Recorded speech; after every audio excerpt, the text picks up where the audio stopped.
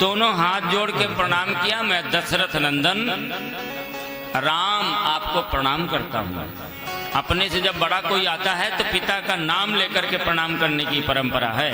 तो भगवान ने वही पालन किया कि आज तो जगदम्बा हमारे सामने खड़ी है। और इसके बाद दूसरा भी उन्होंने प्रश्न कर दिया कि आप संदेह रूपी वन में भटक रही हैं, आपको कुछ संदेह हो गया है। इस संदेह के वन में आप अकेले कैसे भटक रही हैं? भोलेनाथ कहाँ है? तो सती जी को लगा ये तो सब कुछ जान गई। अब सती जी घबराई तो भगवान ने सोचा कि एक और परीक्षा देनी चाहिए सती जी के मन में है कि सीता जी गुम गई, सीता जी को ढूंढ रहे हैं। तो आगे जैसे चली तो राम लक्ष्मण और सीता तीनों दिखाई पड़ रहे हैं। जिधर दृष्टि डालती हैं उधर राम लक्ष्मण सीता दिखते हैं, जिधर दृष्टि डालती हैं सती जी घबरा गई और नेत्र बंद करके बैठ गई। भगवान ने अपनी माया का संवरण कर लिया। सती जी भागती हुई भोलेनाथ के पास गई और भोलेनाथ ने पूछा कि देवी किस प्रकार से परीक्षा लिया?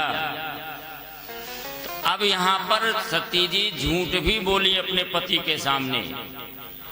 कछु न परीक्षा लीन गोसाई, कीन प्रणाम तुम्हारी हुनाई।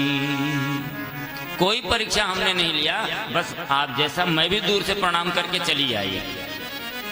अब चौथी गलती भी कर दिया, झूठ भी बोल दिया पति के साथ। ये अधर्म है, झूठ बोलना। मृषा अधर्मस्य भार्या, झूठ अधर्म की पत्नी का नाम है।